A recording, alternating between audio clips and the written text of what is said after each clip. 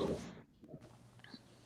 right, man. Welcome to the Homeland Show. My name is Dane. We got Liz Charles and Rico Rolando. We are broadcasting now, so we want to thank everybody for tuning in.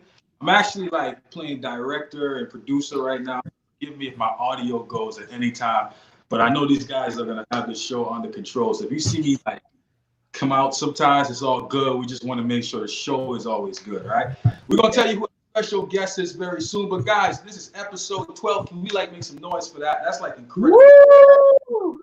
So episode 12, this is a show dedicated for all things culture, pushing the boundaries, pushing the culture, and talking to all different type of individuals. I'm talking about creatives, I'm talking about lawyers, I'm talking about entrepreneurs, anybody that works in the film industry. If you're a model, we want you. If you're a coach, we want to talk to you. Fitness coach, like how we did yesterday. Kendall, of course, Kendall Ebanks from the Performance Lab was a really good show. And we want to continue with branding people and speaking for people and allowing them to speak too. We don't want to speak for them in that context, but allowing them to actually have a voice so they can actually let you know what they've been up to, what they're doing, and how you can get involved.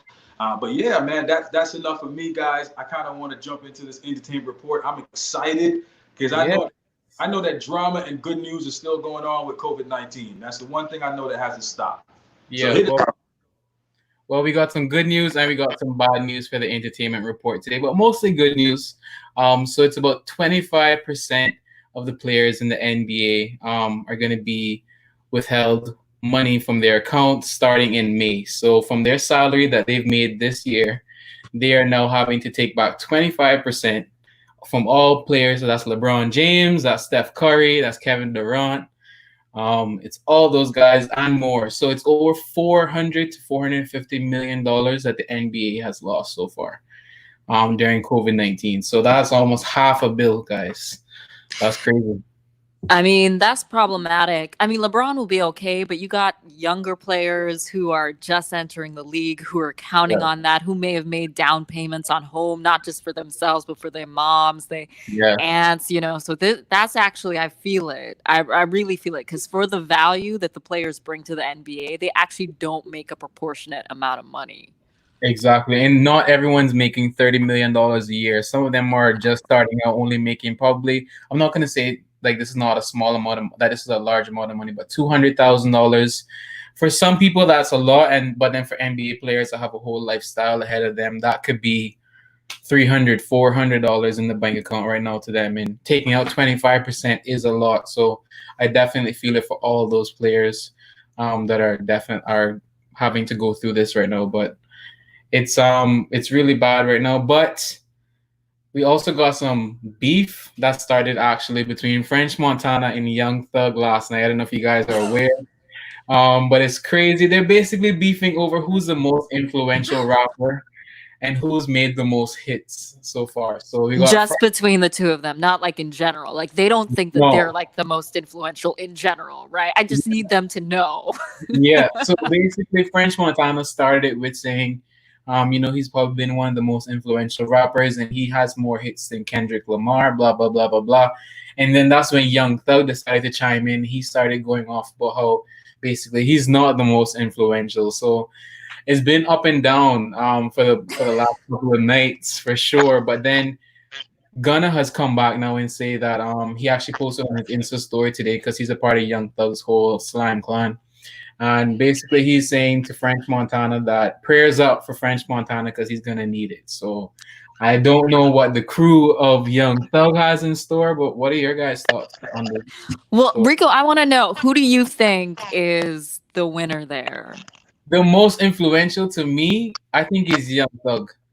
French Montana, he had his hits and all that, but I can't go through a whole album of French Montana, but I can go through Young Thug's whole album. So I would say Young Thug to me, but then French Montana came back with a whole lot of stuff, and then even it was Young Thug that said that Meek Mill has a video of French Montana getting gang, and he's basically beat up to a pulp. So we're wanting to see that video. I definitely want to see if it's real, if it's fake. French Montana said if he has the video that he's willing to pay $1 million just to see the video. So I don't know. You know, the funny thing about rappers is that in order for them to do their jobs, they need to believe that they are the best rappers in the world, right? Yeah. Like French Montana needs to believe that he is the most influential rapper in order for him to create music. So I'm going to Yeah. let him keep believing that. Okay, keep a Kardashian to the side. Just, Yeah. so he keeps his You know what? I will give French Montana credit for his acting skills. He was surprisingly good at acting. What movie are you talking about? What are He you? was on an episode of Empire, I think it was, and then he was on an episode of some other show. He getting out there a little bit, while he not creating music. It's Yeah. okay to diversify. Yeah, definitely. And then also, since you're in New York right now, Liz, I don't know if you've heard this so far yet, but basically the largest hospital in New York, Northwell Health Center, is basically giving back to their healthcare workers right now. So it's $2,500 bonus for this year, along with 1 week extra vacation. So they're basically giving back to all of their employees who's going through this tough time. But to me, $2,500 in 1 week's vacation compared to saving hundreds, if not thousands, of lives every single day is kind of, I don't know. What do you guys think, Dane? I didn't catch that part. I literally was having like technical difficulties, but Sorry.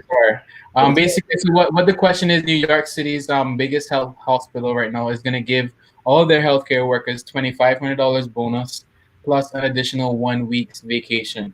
yeah, But to going through COVID and all this pressure right now that they're facing, having to, basically risk their lives every single day to come out there to help us, and then to only get 2,500. I mean, you kind of signed up for the job, and that's what you're supposed to do, and you're supposed to take care of us. But at the same time, it's like, how much do you really appreciate your staff? no, man, say it how it is. That's just what it is. Like, just speak your truth. At the end of the day, that's not what they signed up for. They didn't sign up for a pandemic. They never signed up for that. They never signed up to this extent to what this was going to be. This surprised the world. The only person this didn't surprise, guys, was God.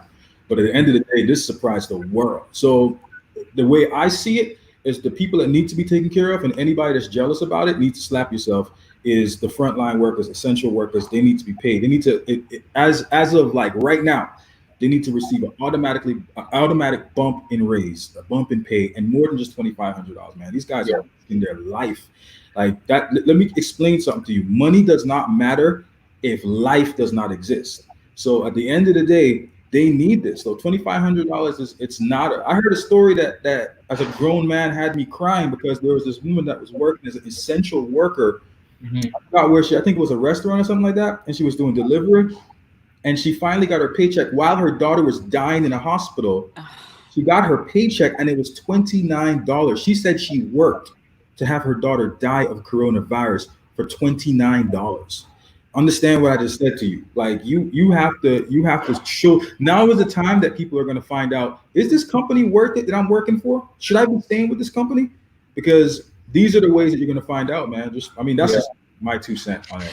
So the money thing is one thing, but when I think about the extra 10 days is of vacation. So in the context, right? So New York, according to the law, you get mandated 10 days vacation days. Mm-hmm. It's not like Cayman. Like, I compare with my friends in Cayman all the time, and vacation days are hard to come by. And if your company is only going with what the state says, then all you're getting is 10 days for the entire year. Now, you mean to tell me, in the time of a pandemic, the mental health effects that this is going to take from all of us, the way that you're going to need to be around your family might not live in the state, your family might live somewhere else, all of those considerations, 10 days, you get an extra 10 days. Like, that's just for working 60-hour weeks in the healthcare profession, for doing all the things that they're doing at the pay that they're doing. Yeah. Nah. I feel you on that. Man, that's if we talk about that, that's gonna be a whole show. Yeah, most definitely. And just to get your thoughts on it, Dane, who do you think is the best rapper, French Montana or Young Thug? Man, I don't think Well, guys, for Who entertainment. is checking for them? I was gonna say something that was gonna get me in a lot of trouble, man. God is on my side. I love God so much, by the way, guys, because I just don't say the things I used to say. But if I did say what I said, it would have been ignorant as hell. And I mean, they okay.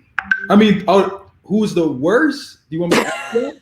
Well, basically the whole thing was French Montana said that he was the most influential rapper of 2019, 2020, just based off of his hits. He says that he has more hits than Kendrick Lamar.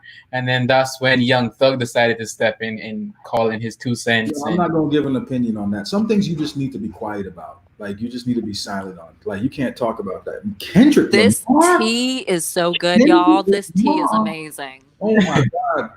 Oh, my God. I mean, can we? No. No. I mean, Little Bow Wow was more of a legend than French Montana. We're gonna need you to stop trying to make Lil Bow Wow pop off. I see what you're doing, Dane. I see what you're doing. A little bit. People are commenting right now. I'm gonna see if I can read some of these comments, guys, before we jump in with Sandra.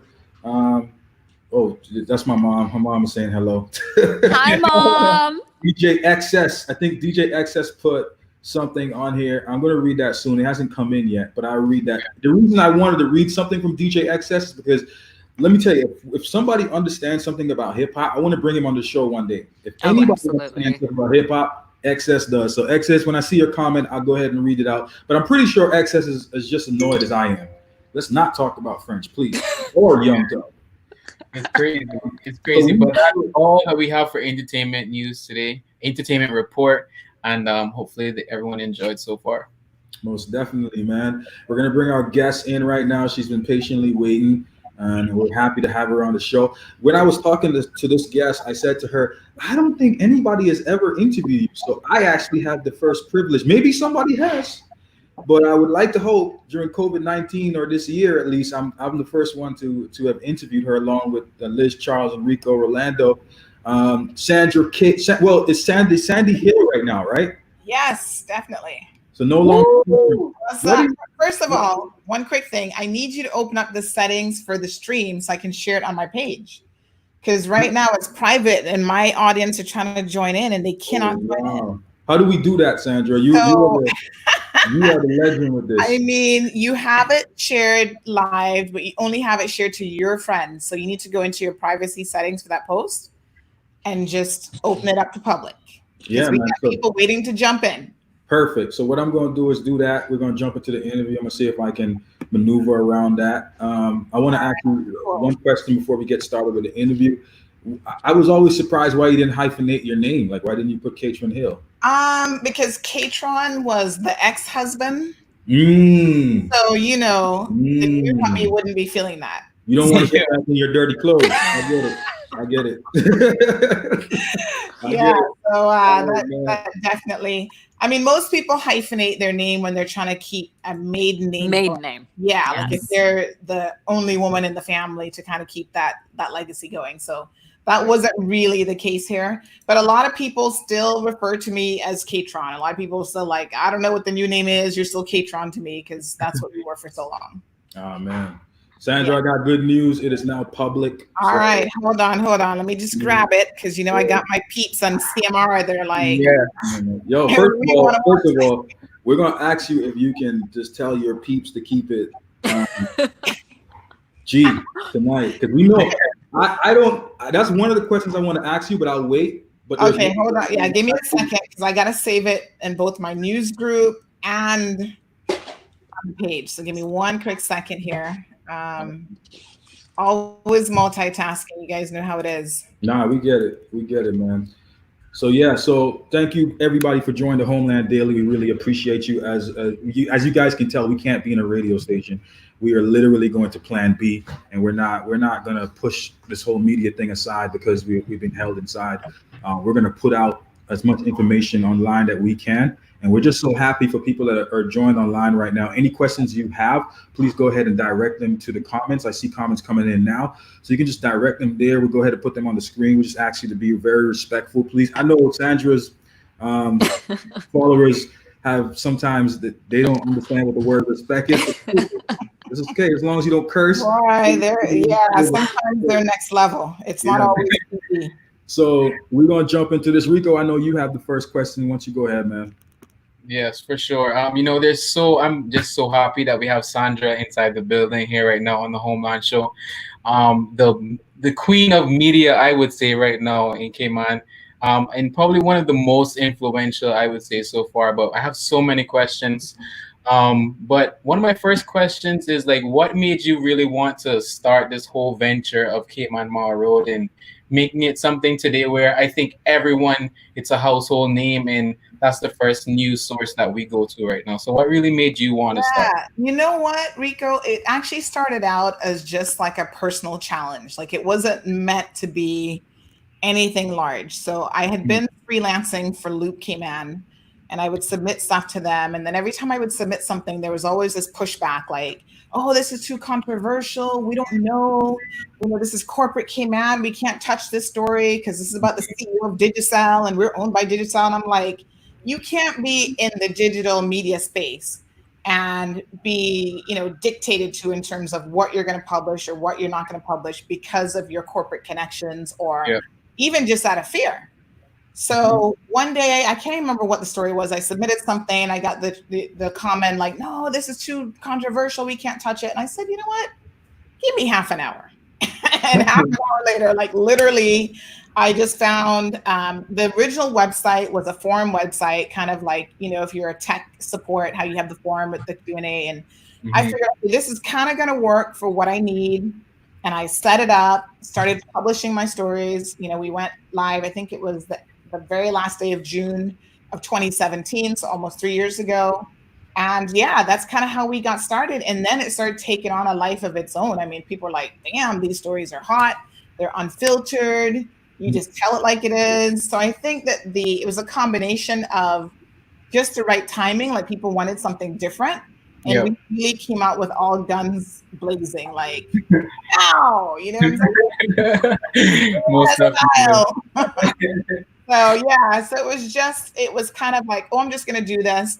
And it was so funny because life can be so 180 in terms of how it brings you back to certain things. So the young lady who was working with Loop at the time, who had brought me on board with Loop as just a freelancer, she is now working with me on Cayman Marl Road. Wow. So she just started doing some regional work.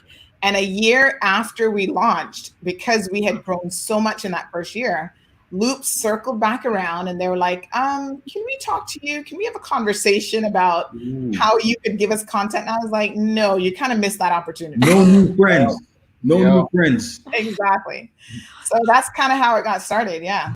That's amazing to hear. You just deciding, you know what? If there's a roadblock here, I'm going to make my own opportunity. I'm going to pave my own way.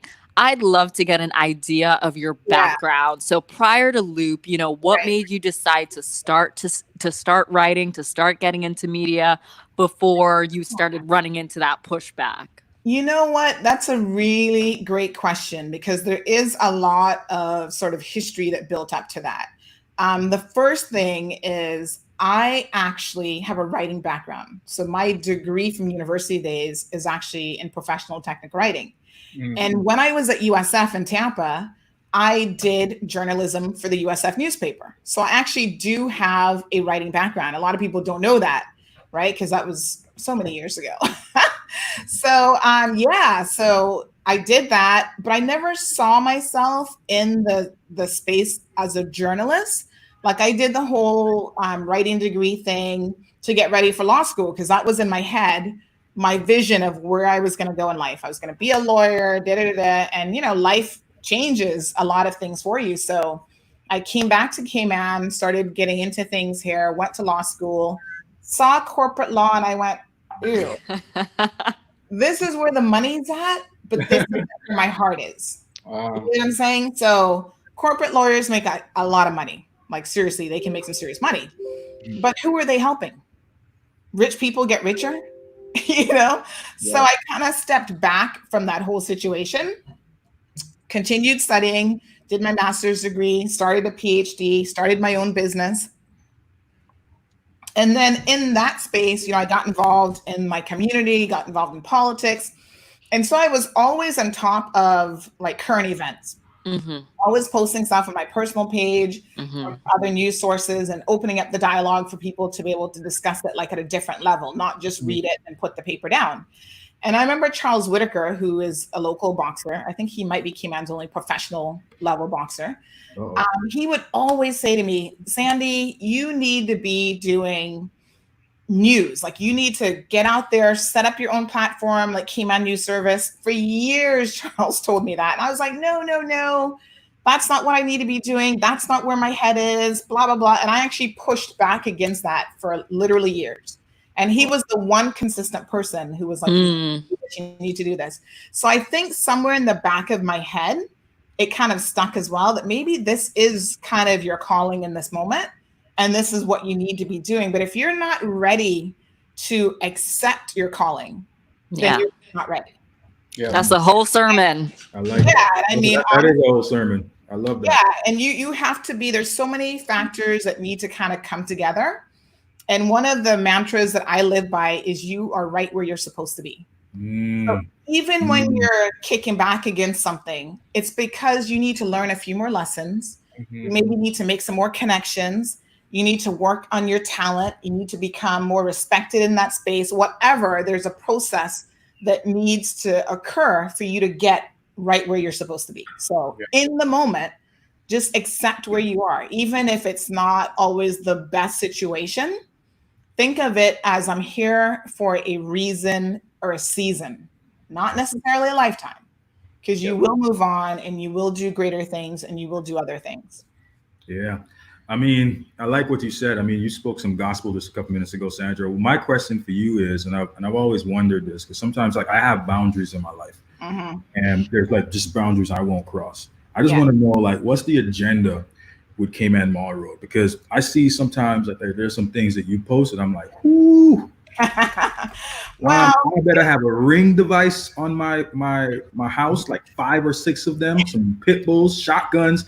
Like, are you not afraid that someone is going to come to your house and create issues? And do you think, I know this is 2 questions, but do you think that everything you post should be posted? Okay, so the first question is really about content. And we do things differently because we try not to have a filter. And that's what kind of rubs people the wrong way. So yes, we do post stuff that's controversial. We post things that aren't strictly news, because sometimes people are like, well, what does this have to do with news? But listen, the name of the platform is Cayman Marl Road. And when you understand what the Marl Road has been in the Cayman Islands, that covers everything. So that's a full spectrum of traditional news, gossip, the BS that you hear out there literally on the Marl Road.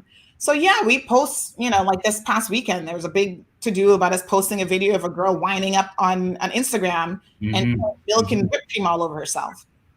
People were talking about that. And so that's why it got posted, because it was relevant, even if it's not, the politicians aren't talking about it or the highfalutin members of society could care less. We're not about just them. We're trying to cover a broader spectrum, starting from the bottom up. We're not starting from the top down. So some of the other newspapers are like, our audience is the educated college professionals. Yeah, that's all fine and dandy. And we could certainly go after that audience if we wanted to. But we felt like there was a real need for the average person to have some sort of representation in the space of digital media in the Cayman Islands. Yeah. Now, the second part of that, in terms of being fearful, I think that when you are engaged in your true calling and your truth, you have to move forward without fear. It just is what it is. So, I know a lot of people want to talk a lot of ish and whatever. We cover ourselves legally as much as we can. We fact check, we try to get things right. Are we perfect? Absolutely not. Do we get it correct 100% of the time? Absolutely not. But, we are quick to apologize if we got it wrong, say, hey, we need to work on this. And, in the past 2.5 years, we have evolved as Cayman Marl Road. So we have really stepped up our game, whether it was leveling up on the technology that we're using to reach our audience, or even just the content. So if you go back and you read some of our initial stories versus what you're kind of seeing now, you'll definitely notice a difference. You know, we go out of our way to get photos, to get eyewitnesses to speak to us, and, you know, get all that sort of information. So I think there has been a growth process for us here at Cayman Marl Road, and we will continue to grow. Like the second we stop growing, then we need to jump out of this space, because we're definitely not where we're supposed to be.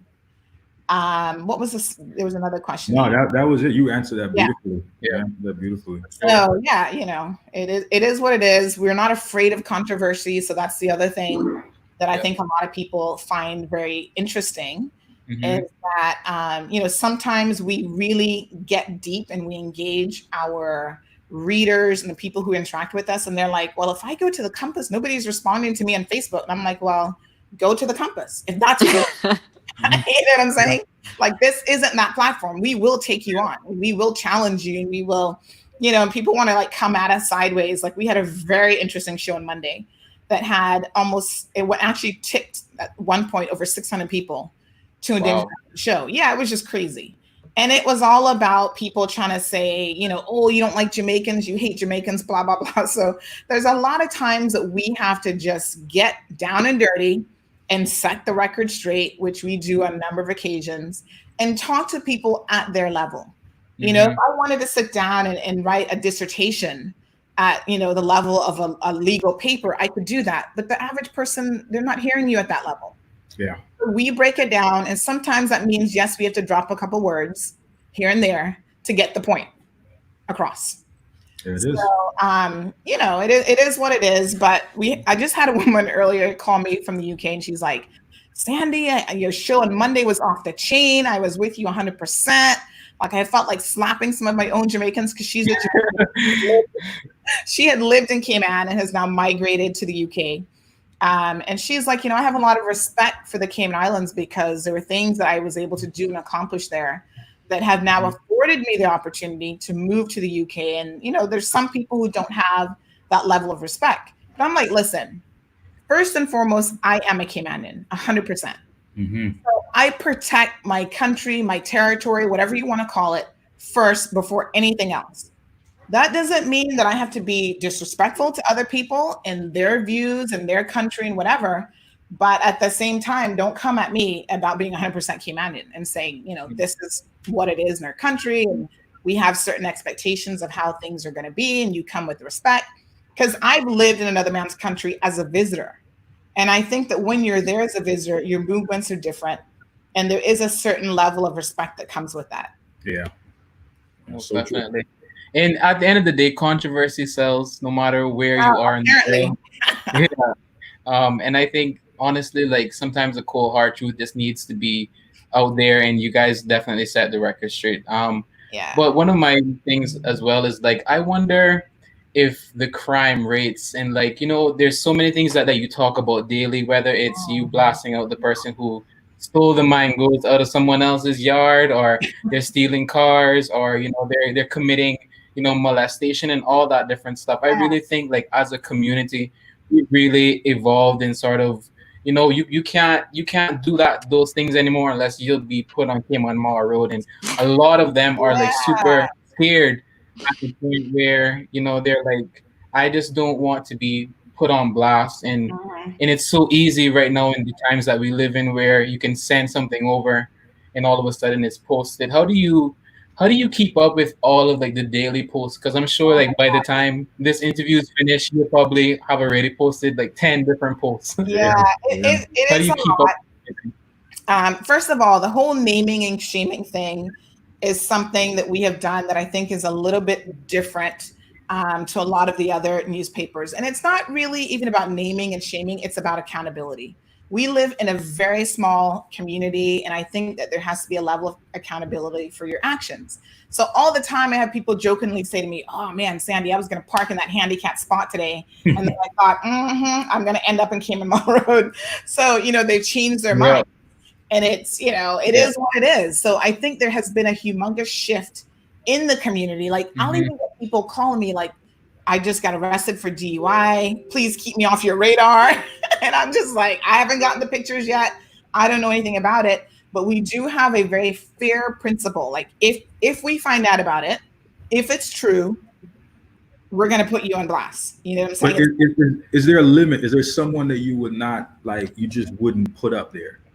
Like somebody always wanted me to ask the question to you. Like, Actually, that It's was going to be my question, because Yeah. I mean, I think we live in a digital society right now where things live on for a very long time. Exactly. So you get people who are very young. You get, you know, people who are running for Yeah. Miss Cayman, for Miss Teen Cayman, right? Yeah. And things like that. And those things are going to live with them forever. So do you ever at those moments kind of go, you know what, maybe. Yeah, if someone's underage, they are normally off limits. Now, under which age? Under 18 or under 16? Because they're different ages for different things in Cayman. Well, this is what I was going to say. Kind of depends. So let me give you an example of where we would throw that rule out the window. So we had a parent some months back who she posted her child, who was maybe 10, 11, I don't know the child's age, on her page public, and saying that this child's a beauty queen, whatever, holding a starfish. And we've been really trying to educate people about the importance of protecting our environment, not picking up the starfish, not taking, you know, the stingrays out of the water, because these things are very finite. Like, they are not completely indisposable. Yes. You know, so when I saw it, I thought, okay, well, she put it public. So clearly she misunderstands what that means. So but the context is different, right? The context of the mother putting it public is very different.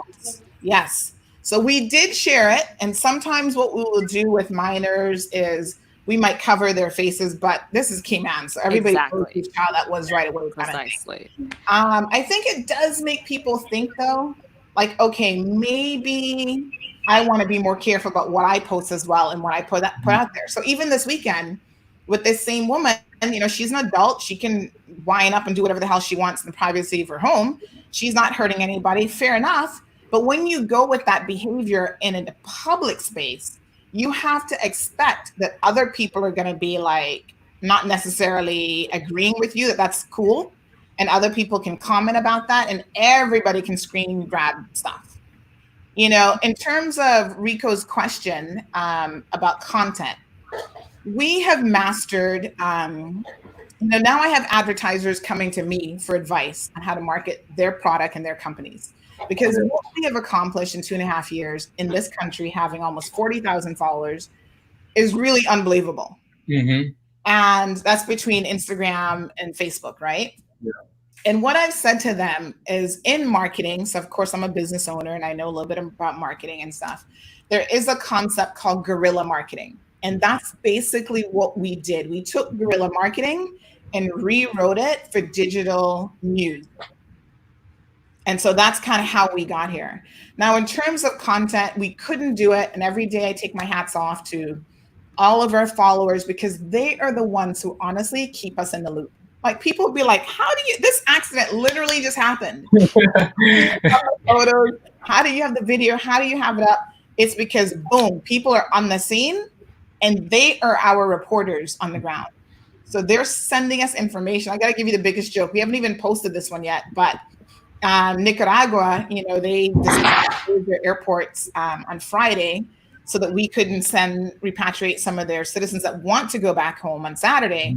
And then today, a pipe burst in their airport.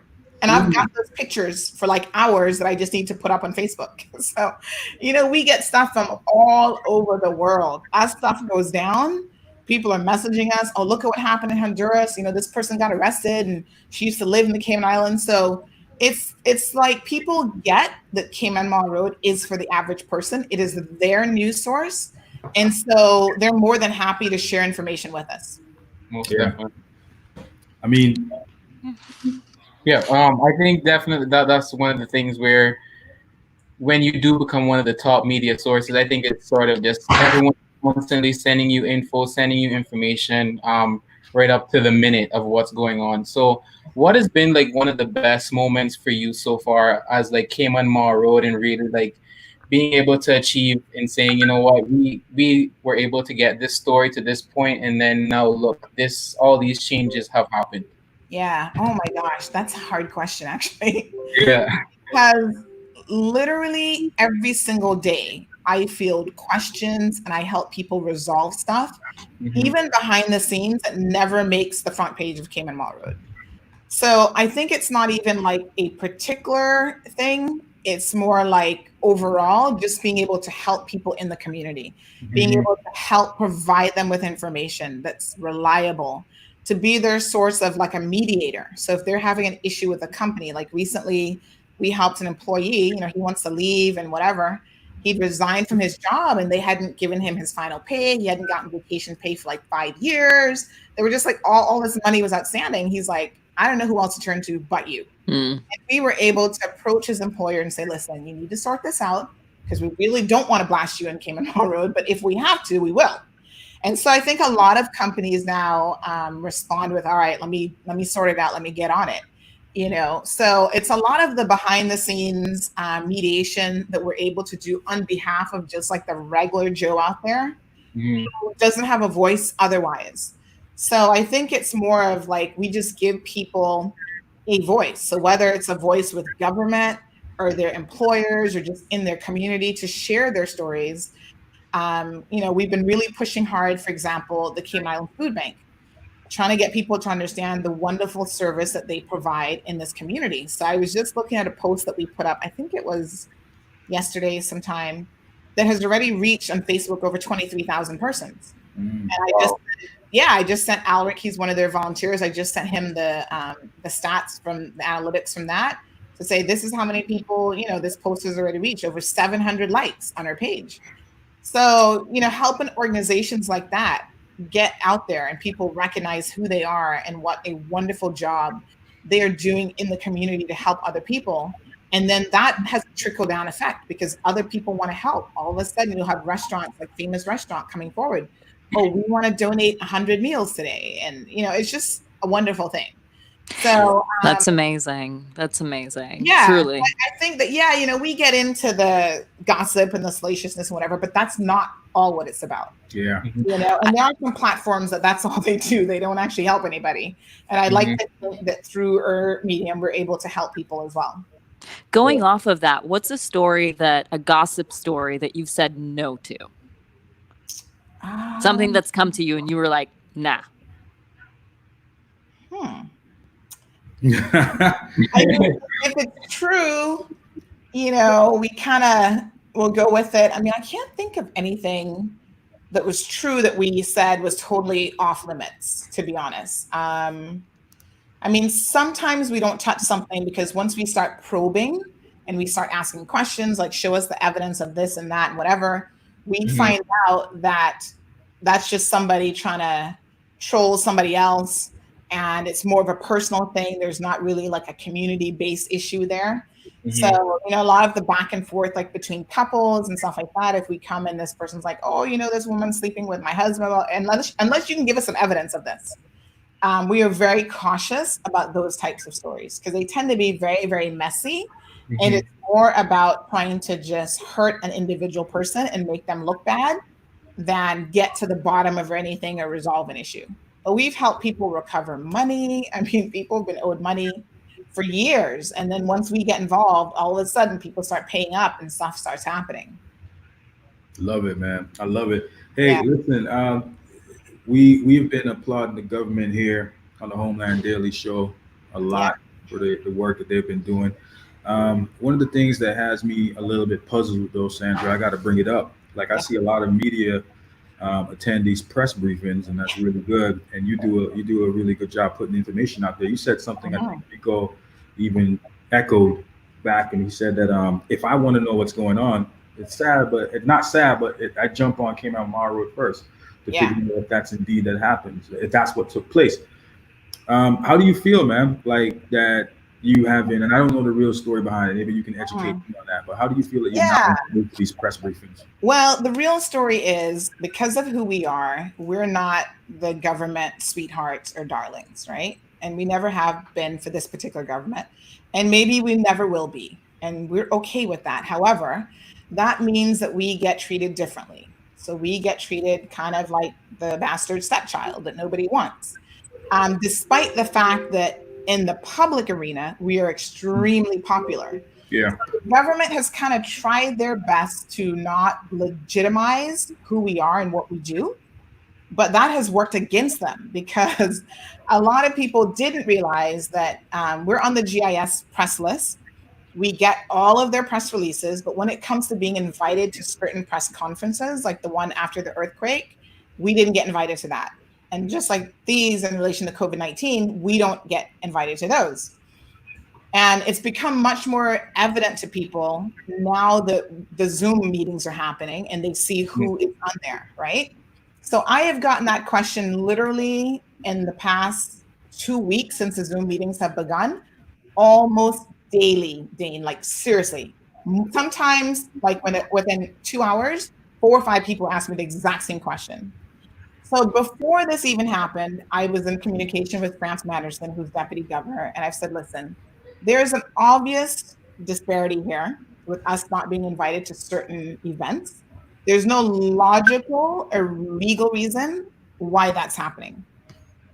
So, you know, someone with a law degree and a little bit of common sense could challenge this position by way of judicial review. So maybe you guys need to sort this out. And I will give you the opportunity to sort it out before we haul you behind the court. And he said, all right, leave it with him. He'll deal with it, blah, blah, blah. It's been a minute since he's been trying to deal with it. But I'm trying to give him the time, knowing what they're into right now. But, you know, the beauty of it, Dean, is listen to me when I tell you, you're right where you're supposed to be. So as a result of them not inviting us to the press conferences, we have had to look at means and ways of still bringing them live to our audience without missing a beat.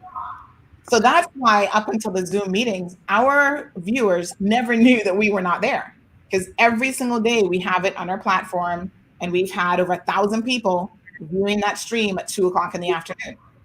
So now that they're saying, okay, well, I see this Zoom meeting, I don't see CMR there, you're not asking any questions, people are going, what's going on? So it allowed us to implement technology that even when they went from having the meetings in person to Zoom, if you notice for the first couple of days, the campus couldn't even live stream it because they hadn't figured it out yet. Looks like now they figured it out, right? So they skipped a little beat because of it, but we were like on top of it. So it has forced us to level up our tech game and to really be on top of things in terms of that. You know, we still have, when we do our shows in the morning, hundreds of people tuned in so that we can recap what was covered during the press briefing. Since the COVID-19 situation has emerged, we've been doing a live show Monday through Friday, every morning for about 2 hours. I see it, yeah. And during that space, like I said, on Monday, we had over 600 people. On average, we probably do maybe 250. So we have a lot of people that are tuned in, asking questions, getting information. And so we're still able to provide and to break the information down to people so that they can understand it. And in some respects, not having us there works against the government because people are like thinking there's some conspiracy going on here. They don't want us there because we're going to be asking the tough questions. I mean, this is the stuff that people are posting on our platform. This isn't what we're saying. This is what the people out there are saying. And they're like, you know, CMR needs to be there. They need to have a presence.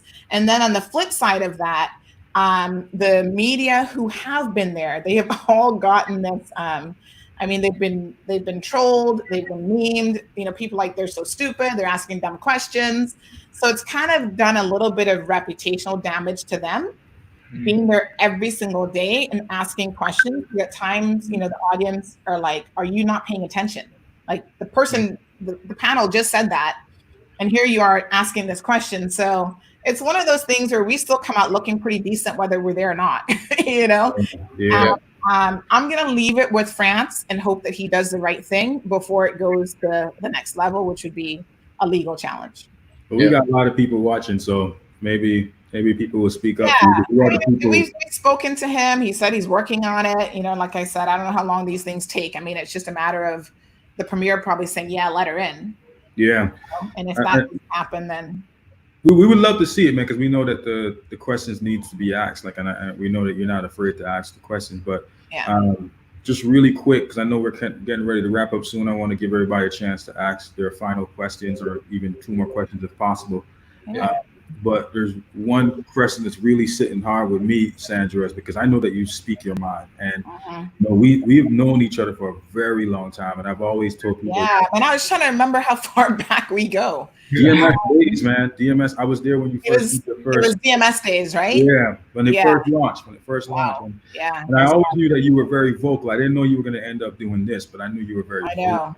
Because remember back then I had my own talk show. Yeah. And it was the same thing. The talk show got axed in 9 months because I couldn't make the owner of the radio station happy because I wasn't towing the line. You know what I'm saying? Because I refused to toe the line. And sometimes I'd be like on the show. And again, we'd have like, we've had Franz Manderson on when he was chief over immigration and the phone calls were like blowing up. And I've got management messaging me like, oh, well, you should tell this to that caller. I'm like, what is this? It's called free speech. Let people have their say. Like, I can't control these people and what they want to say and the viewpoint, So I think in Cayman, unlike probably the States, there's always been this kind of subversion of thought and free speech, And that's why I'm in court right now for supposedly harassing someone because of free speech. I'm like, who takes that to criminal court? Like, seriously. Yeah. So it's crazy. I mean, everybody's taking stuff to court now, but the question I wanted to ask, I was a little bit annoyed, I have to say, when the media, well, it wasn't even the media doing it. It was like, let's just call it a random person that decided to make a comment under the page of a media site, going at the Honorable Dwayne Seymour. And I realized that and I see Sandra's face already, so I'm going to finish my statement and tell her how I felt about it. I just kind of feel, Sandra, is like we're in a crucial point right now in where we're dealing with something that we have never seen. The world has never seen this. Globally, everybody's dealing with this. And it's called uncertain times because it is uncertain. Like, we really don't know we're going to get out of it. I just feel like it's a bad time to bring up old laundry because of how an individual felt. Like, he's under a lot of pressure, and I see a lot of people sending a lot of messages to get at him, and I'm saying, is this the time? Do we really need to talk about this now? Like, I get the stuff that you're bringing up from the because it's the time to talk about it. I mean, I know you personally took a public stand on this too. Yes. Did you regret that? Because no, you feel like this is the time to not work? No. Listen, it's a time of unity. But you can never, and this is the role that the media plays. The media is the fourth arm of government. It's all about accountability. So these boys are supposed to be big boys, and they make $12,000, $13,000 a month, Dane. They have to be held accountable at all times, even during times of crises. And the thing about us being in unprecedented times, it means that people are more willing to give up even the most basic of human rights, because they're going to trust their leadership to be competent and to do the right thing and to make the right decisions. So if I sit on my show and I can call it the UK government for wasting $20 million on a purchase from 2 Chinese companies, well, that was for one of the purchases, right? The other one was another 20 million, wasting $20 million for test kits that were supposed to be rapid test kits that don't even work, right? They were pressured into this deal that was just absolutely stupid and ridiculous. If I can sit here and call out the president of the United States for some of the foolishness that he's been saying, misinforming people, blah, blah, blah, why is my government any different? We have to hold them accountable. Now, by and large, I have been 100% supportive of the initiatives that the government has taken. There have been times when they've been a little bit slow on the firing of what they've been doing. And it's what do you think they were slow at? Because I actually think they did a really good job. So okay, I'm going to tell you, and this is why, Dane, you got to make sure you're reading Cayman Marl Road and you're listening very carefully. In early March, right? First of all, we were the first ones locally to start having the conversation about the coronavirus. Go and do a search on our website and you'll see we're talking about it from February. The government was not having the conversation. As a matter of fact, not only were they not having the conversation, but in early March, when we should have been saying, we got to shut our borders now, we were already cowtailing to the cruise lines and going to them, begging them to come to the Cayman Islands. Understand what I'm saying? The cruise lines have been, especially Carnival, have been a massive source of a lot of infections all over the world. I mean, hundreds of people have died because of the foolish corporate decisions that they were making. It was all about corporate greed. We turned one ship away, and that was done because CMR did an article, and literally that article blew up that night. And within a couple hours, the premier went from saying, no, this person doesn't have it, he has influenza A, to saying, oh, out of an abundance of caution, we're going to tell the ship, which Jamaica had just turned away, to keep moving. The following week, we were then, because Carnival trying to play the big boys, oh, well, we're not going to come to your jurisdiction, we're going to make you suffer, blah, blah, blah. We're going to take, food out of your mouths. We were begging, our Minister of Tourism was calling them on the phone and begging them to still come to the Cayman Islands. That decision allowed our first COVID-19 case at Health City and the only death to date to reach our shores. That's one example. So we waited way beyond. Now that they finally picked up, they're kind of getting some steam and they're, doing what they got to do.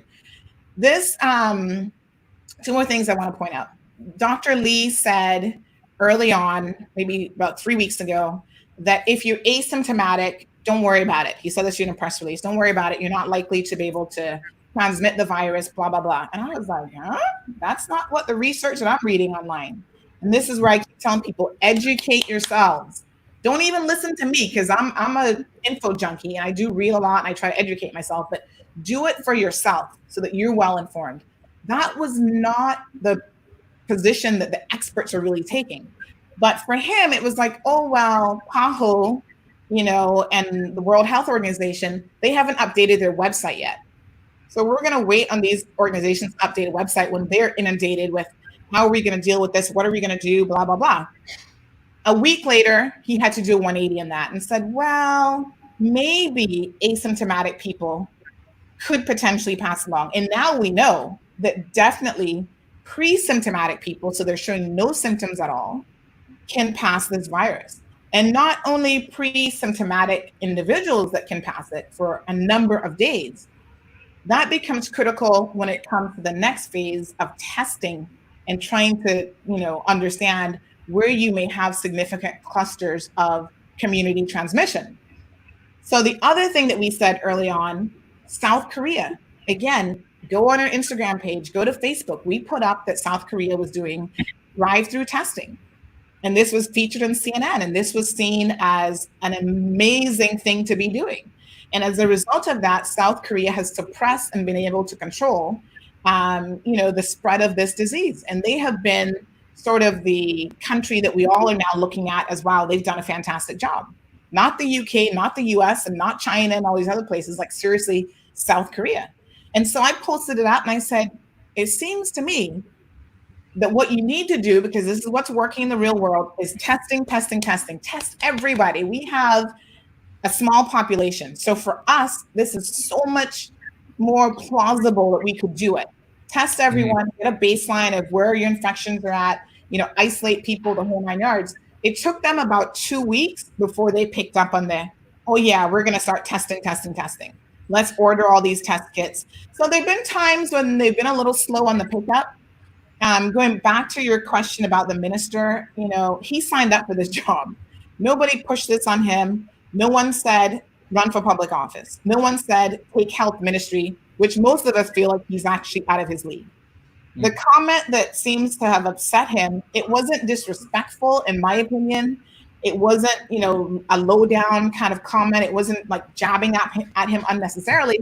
It was just saying maybe he doesn't have the credentials to be health minister, and here's why. Like, he doesn't give you, when you listen to the press briefings, he doesn't give you the confidence that he's actually the press minister. He gives you confidence that he's like the feel-good minister. So he's going to read your Bible verse, and that's fine. He's going to give you a positive quote. He's going to butcher a couple languages, trying to say stay home in Chinese or Vietnamese or whatever. And that's all humorous and fine. But as a health minister, I would expect a little bit more from him. We can go at this all night. I've never been afraid to debate you, and I think that's why me and you get along definitely so well, because there's not really anything to be afraid of. This is really good conversation. I think coming off of my end, because I want to give Rico and Liz a chance to ask a question, to be fair. But I think coming from me, and it might be a little biased, Sandra, I think he's doing an extraordinary job. And I think he's a great individual to hold that position, because he's eliminated fear amongst a lot of people. I mean, this island can be acting so much differently. And I get what you're saying about the qualification off of health minister, but from what I was told and from what I read, that he didn't have to have that qualification to have that job in office. Well, you don't have to. Well, this is the thing. You don't have to have the knowledge. Listen, as an elected official, you don't have to have any qualifications at all. You could be dumb as a stack of bricks. Yeah, it's more about people liking you for whatever reason. Like Trump, that man not qualified to be president of the United States of America. Exactly, and that's what I was about to get to. I was saying that his action has beaten louder than his words. Because if we look at where the United States is at right now, I don't even know what the numbers is. It depresses me to turn on CNN and see what the numbers is at. You're in a world. The health minister, the Honorable Dwayne Seymour, doesn't have to say anything. His action has proved that he's doing a good job. And to me, what actions would those be exactly? I mean, we're only talking about one debt here, and that was off of a cruise ship. Like, our island is doing significantly well when it comes to this. And because of the things that he's done, or have we just been lucky? I mean, let's be honest here. I don't think that's luck. I think it's been the action of the government that has kept this work. Because if you saw the numbers, Sandra, you believe in stats also just as much as I do. Numbers don't lie. And we know where we could have been. Let's just say, even if we close that border 1 week late, we would have been in the same boat. Yeah. As the United States right now, Italy and Spain. You can look at it the other way as well. Had we closed our border 2 weeks before and not being encouraging those ships to come on our shores and encouraging people to come in on the planes, we could have 5 cases. You know what I'm saying? We could still have local businesses open. Right now, there are companies that will not survive this. I mean, a lot of companies, Don Foster Diving has already shut down. Yeah. The steakhouse, all of our favorite steakhouse, that's gone. You know, there's going to be a lot of companies that unfortunately will crumble as a result of this COVID-19 situation.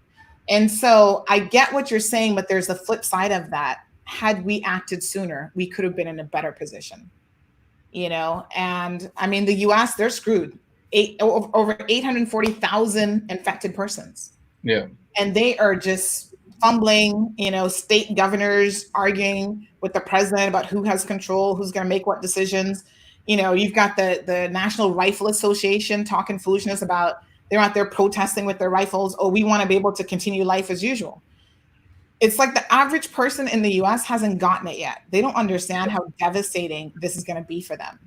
You know, in Italy, I saw video footage of people jumping off of buildings because that's how much of, you know, despair that they were in. These people were just lost for what they're going to do and how they're going to survive this. Now, they don't even have 200,000 infections yet. The US is pushing 1 million and has surpassed their death toll. I forget what the death toll is now. New York alone has over 15,000 dead. You know, so New York has more dead than most of the actual countries out there. It's more than, I'll tell you what statistically, it's actually more than the UK. Well, not quite. The UK has over 18,000 dead. So New York is almost as much as the UK. And then above that is France, Spain, and Italy. So it's just New York is on the decline. However, thankfully, it's you know, we've already peaked, and and the other thing is just understanding about the coronavirus that as you begin to go on the decline, your level of deaths increases because of what you were alluding to, the lack of knowledge about the virus from the beginning. So any lateness that happened in closing up in the beginning, and that happened nationally, that happened internationally in every country. And so that's what you expect to see. Yeah. I mean, a lot of countries were just not paying attention. And yet, you know, for people who should have been paying attention, we had the warnings from Obama 5 years ago. We had the warnings from President Bush before that. We had an epidemiologist back in 2006 saying the big one in terms of a virus is coming, folks, and it will cripple the world economy. A lot has changed in terms of travel and access. Like, I'm here today, and in 5, 6, 8 hours, I can be halfway around the world. That level of, just movement has not been as easy as it is in this particular day and age. So a lot of us are talking about the Spanish flu back 100 years ago in 1819 or whatever it was. 1918. But with the Spanish flu, the major difference is, how that was spread so quickly for them back then, quickly. I mean, not by our standards, but it was actually the military personnel in World War I who were spreading that. So it was their movements. But I mean, you appreciate that military versus civilian travel now, there's like no comparison. Yeah. So a lot has changed in 100 years. Like, we should have been better prepared. We should have had a plan of, okay, this is the worst case scenario. What do we do? But no one worldwide had that. Yeah. So there always has to be accountability, even in times of crises. And yes, I think you can be supportive and still hold people accountable. Yeah. And it's not, it's not trying to make the minister look bad at all. I mean, I think he plays a role in what he does. I don't think he's the most qualified person for that particular position. But again, when you're in a country where you have the electorate thinking that it doesn't matter what your qualifications are, we'll just stick you in a position. We'll make you minister of finance, but you can't even balance your own checkbook. That sort of thinking, like, we as voters and as members of this community need to start thinking beyond that. Like, it's not about, I like this person. I can like someone and they're still not qualified to do the job. You go to a job interview, Dane, and you sit down, you're interviewing, and the boss is like, boy, you've got great charisma. I like you, but you're applying for an IT manager job and you don't know how to turn on a computer. This ain't gonna work out for us. So, we need to start making kind of like corporate level decisions with logic when you're trying to elect people to public office. I mean, likability is one of the factors, but it shouldn't be the most important thing that trumps everything else. No pun intended. Most definitely. I personally, I'm the conspiracy theorist of the group of Homeland Daily. And I'm always coming up with different things of what it could be. What are your thoughts on COVID-19? And do you think it's any sort of like conspiracy theory that's going on? It's in the background. And my second question as well is, do you think that Trump will be elected for a second term? Don't answer none of those questions. Okay. So I am not a conspiracy theorist. I think that normally when it looks like a dog, it barks like a dog, and it smells like a dog, it's probably a dog. So I do know, however, that we can't trust governments 100% ever.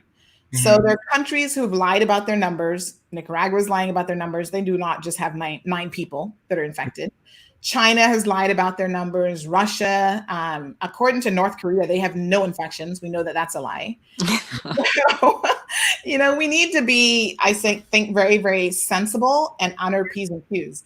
But I also get that as human beings, especially during times of fear, we are willing to believe almost anything. And so we have to be responsible and pick sense from nonsense, as Caribbean people say. What I think in terms of the origins of the coronavirus, I do not think it has anything to do with 5G or any of these other crazy things that are out there. I think it's very possible that it came out of a lab. Not in the sense that they purposely released it. They were doing testing on bats in the Wuhan province. Yeah, they actually have an infectious disease lab right there that a lot of people didn't know anything about. And, it jumped from the bats that they were playing around with and whatever into the human species. I think that's just as plausible as people sitting down having bat soup. Either one could have really happened. And because the Chinese government are who they are, it's going to take a minute to try to figure out how it really got started. And again, their government was subversing the information for at least 3 weeks that allowed millions of travelers to come out of China, to come out of Wuhan and go all over the world and spread it. And had their government taken a different approach, the world would be in a totally different situation. Because had they locked themselves down almost immediately, those 3 weeks were critical to how quickly this spread around the world. Yeah. Like for example, the virus that's in the US didn't come from China, really. Most of it came through the European channels. So it's all the travel that came through Europe, and that's the infections that are now in the US. So I think containment could have been controlled a lot better had they admitted what the professionals were telling them, like, okay, we got something in our hands here that a little bit different. We're seeing people sick with this pneumonia on their chest and this isn't the average flu.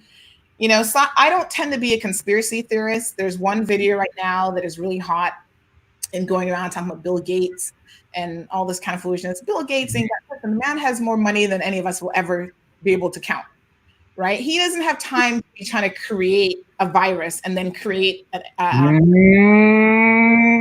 don't know about that, but we'll see. But, you know, everybody wants to jump on him. And it's kind of funny, in a way, ironic, because had he been the dude who was sitting down doing nothing, then we'd still be complaining about him. Yeah. Like, oh yeah, Bill Gates has all this money and he don't care about nobody else. And so here he is trying to be a good corporate citizen and not just be all about the money. Like, he gives away a lot of money to NGOs, nonprofits, whatever. And that gets criticized. And that becomes part of a conspiracy theory. But one of the guys who was pushing that, this guy, Rashid Buttar, whatever the heck his name is, people have been sending me his YouTube video. Oh yeah, this dude has a good point, blah, blah, blah. And I start looking into the guy and I'm like, first of all, you do know he's an orthopedic surgeon, right? He's not a virologist. He's not an epidemiologist. He is no expert in this expertise in this area whatsoever. And on top of that, even as an orthopedic surgeon, he had his medical license pulled for trying to treat cancer patients with hydrogen peroxide. Like, who does that? I mean, seriously. So if you're gonna stand behind a theory, do the research. Don't just listen to the foolishness that somebody was telling you. Do the research on the person, because they have to have some level of credibility. Yeah. And their track record, their history, and what they're saying, and see how much sense it really makes. This dude is totally not credible at all.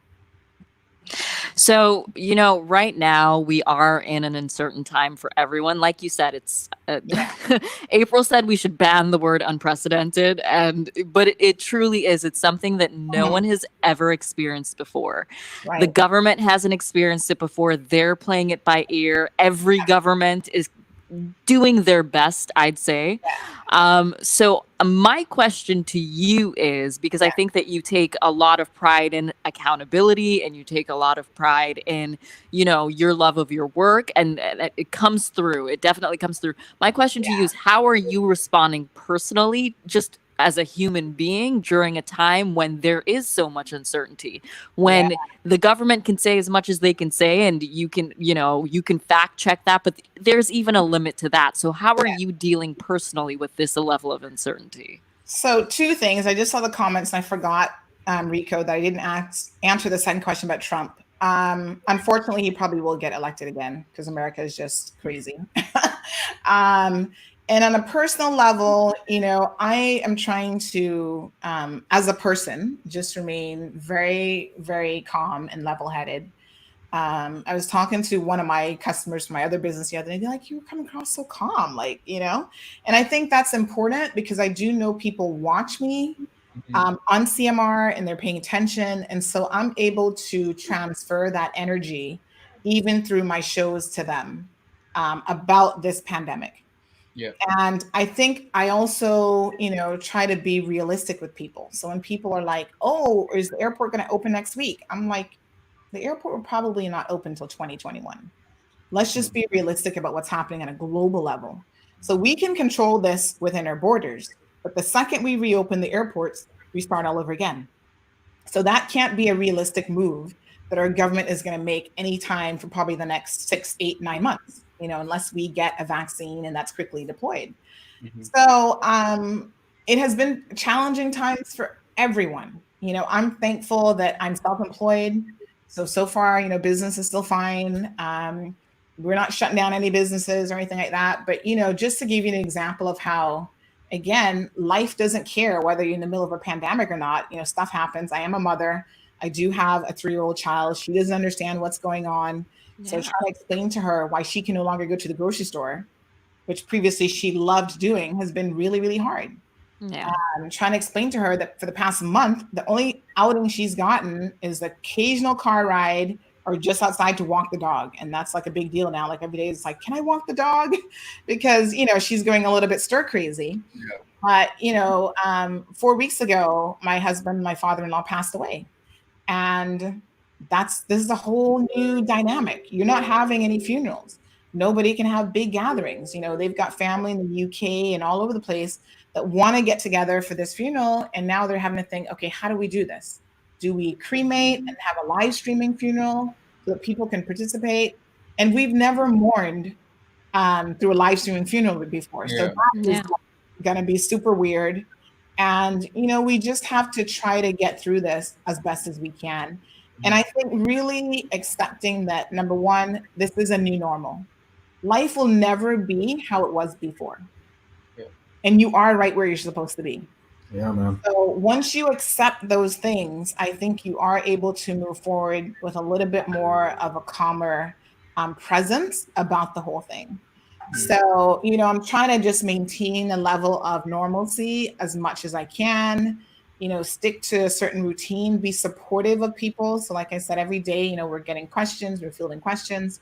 We're trying to get people who are in the know on the show. So Thursday, tomorrow, we're going to have a pension representative come on and kind of break down the whole thing with the pension, how that's going to work.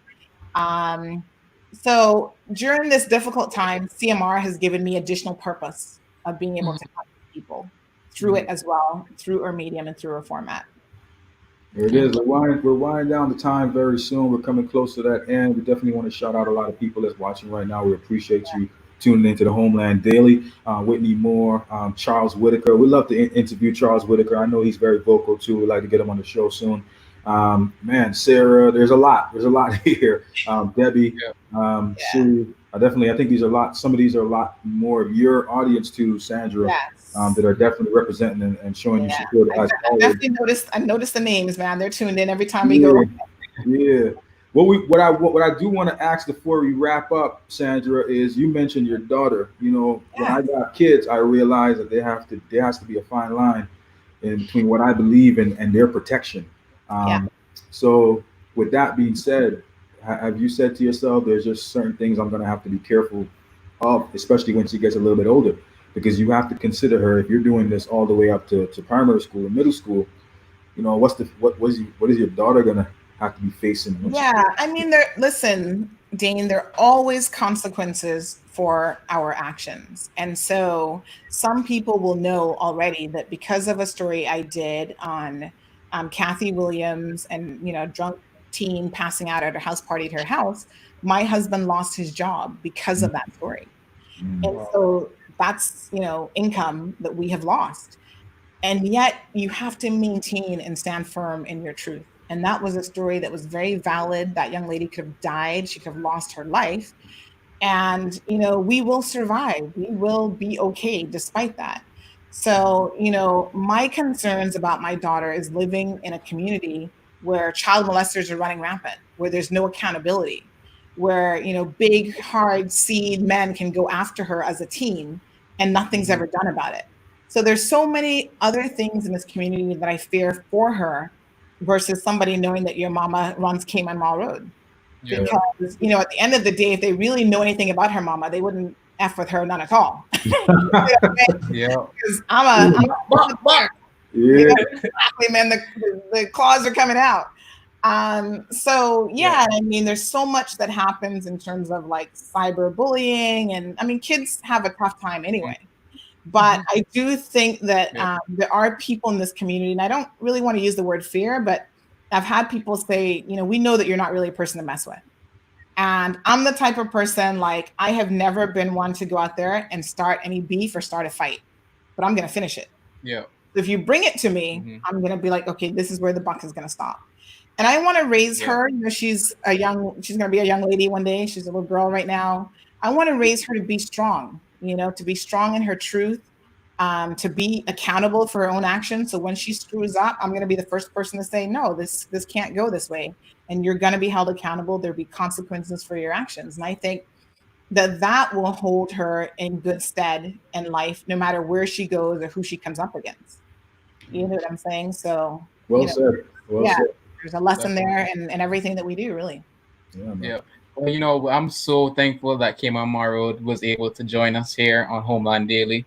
It's definitely been a pleasure. It's really enlightening to know your whole experience that you've gone through, and to see where you started to what you have now is truly remarkable. So definitely shout out to you. But one of my last questions is do you ever suffer from like anxiety knowing that you see all these numbers from 300 to 400 people to 500 people watching you, 600 even? Do you ever suffer from like any sort of anxiety with that? No, is the short answer. I mean, I guess it's different because we are like behind a camera, so it's not like they're in a room with me. I mean, sometimes when we're having a show, like I can't even keep up with the comments. Like the comments are just like fast and furious. But no, I mean, I think that, you know, again, I'm comfortable with what I do. And I have such a passion for it that kind of trumps like everything else, you know? So yeah, the numbers and the growth and the participation that we've had, that has never caused me any anxiety at all. Where do you see Cayman Marl 2 years from now? What's the ideal? What's the vision? You know, things are changing so rapidly, even in the space of media and digital media. You know, since we've been around, Cayman 27 has disappeared. And of course, they were only local TV station. They had a humongous following and they're gone, you know. The Compass is having their own growing pains. You know, they've recently had to reduce staff and, you know, cut people down to part-time. And there's concerns about, are we going to lose print media? I mean, they're not printing daily right now anyway. So I think that you always have to know that things are in flux and things are changing. And in order to remain relevant for the people, you just have to be tapped in to what they need. So what do they need from a digital media source? They need information, they need it accurate, and they need it as quickly as possible. Because sometimes, you know, we put up a traffic alert, they go, okay, I know not to go in that direction, I know not to do that, blah, blah, blah. So on some level, we continue the course, but we always have to be flexible and knowing that nothing ever stays the same. So last year, August, we took the website down for 2 days, revamped it, redid it, and we have a completely new platform now that is a true news-based platform, not just a forum, that allows us to have, you know, contributors come on board with their writing. You know, we're always trying to keep content fresh and exciting. On Friday, we're going to do our first exercise segment. So big up to Ricardo, who's going to be doing that for us. But we're going to be working with like nutritionists and, you know, some exercise gurus to kind of bring that right to your living room. So we're never going to be a TV station. That's not what we're aiming to be. But there are a lot of things that we can do to certainly level up our game. Next year is going to be the general election. We want to be the go-to spot for politics in the Cayman Islands. Everything political. You know, getting interviews with all of the candidates, talking to them one-on-one, even endorsing or not some of them. John's not coming on your show. Just hope you know that. Sorry? John's not going to come on your show. You might be surprised. You never know. Never say that. Can I ask you a serious question while we get ready to wrap up? Two serious questions. Are you going to be voting for Alden 2021? Have we convinced you and John? As a serious joke. I think that there is a lot that's going to happen between now and then.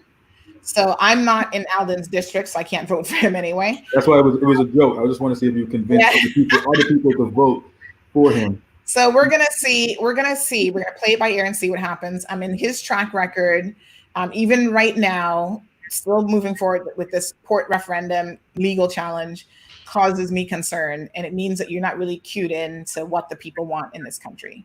So you cannot judge someone on a short chapter of their life. You need to look at the longevity of what they've been doing, right? That's like Rico. Rico knows I support him 100% from day one, because Rico he isn't just, I just came up last week kind of thing. Rico has been in the game for a long time. He's been consistent. You know, he's been working it, putting in the hard work, producing his music, doing the whole 9 yards. And that speaks to his character, and that speaks to who he is. And that's why I can lend my support to someone like that.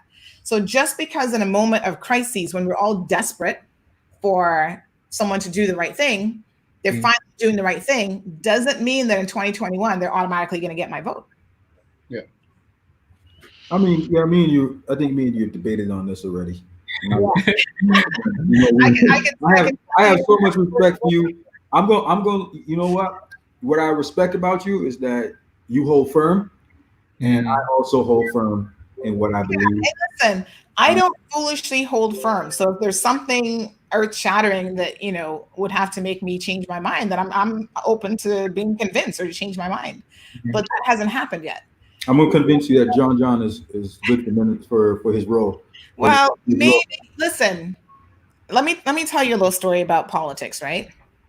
The last election, I went to bat hard for Kenneth Bryan. And I don't vote for Kenneth Bryan. I don't live in Georgetown Central.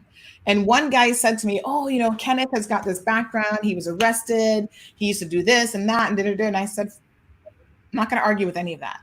But there are people, even in the political realm, that we need who are able to work with the bottom of the voter constituency. So they get it. They know how to talk to people, right? Yes, he doesn't have a college degree, although he's working on it, so he's improving himself.